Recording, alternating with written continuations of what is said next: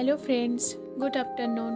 আজকে একটা পটলের নিরামিষ পদ রেসিপিটি দেখাচ্ছি। এটা আমি সোশ্যাল মিডিয়া থেকেই দেখেছি, দিয়ে প্রথম করেছিলাম। খেতে খারাপ হয়নি। প্রথমে 2 চামচ পোস্ত, 1 চামচ জিরে আর 2 চামচ সাদা সর্ষে, ওই হলুদ সর্ষে যেটা হয়, ওটাকে না খালি কড়াইতে ড্রাই রোস্ট করে নেবে। তারপরে মেশিনে ওটার একটা পেস্ট বানিয়ে নেবে। মশলা বলতে এইটাই। তারপরে পটলটাকে যেমন তেল পটল করলে যেরকম পটলটাকে কাটা হয়, একটু চোকলা থাকবে একটু থাকবে না, সেরকমভাবে পটলটাকে কেটে নুন হলুদ দিয়ে বেশ লাল করে ভেজে তুলে রাখবে। তারপরে বেশ কিছুটা সর্ষের তেলে গোটা গরম মশলা ফোড়ন দেবে, এলাচ লবঙ্গ দারচিনি। ফোড়নটা হয়ে যাওয়ার পরেই ওই পেস্টটা অ্যাড করে দেবে।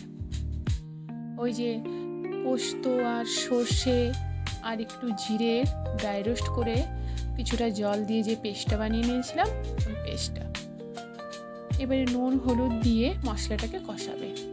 মশলাটা কষিয়ে যখন তেল ছেড়ে যাবে তখন সামান্য একটু জল অ্যাড করবে, খুব বেশি জল দেবে না, কারণ এই রেসিপিটি একদমই তেল পটলের মতন মাখা মাখা হবে।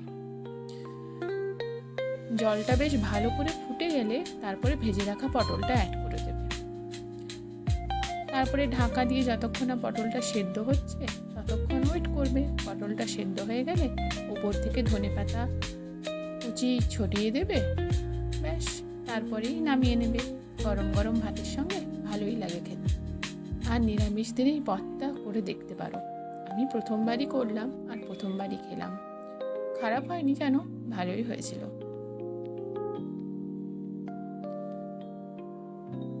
আজকে রথযাত্রা, তোমাদের সকলকে শুভ রথযাত্রা।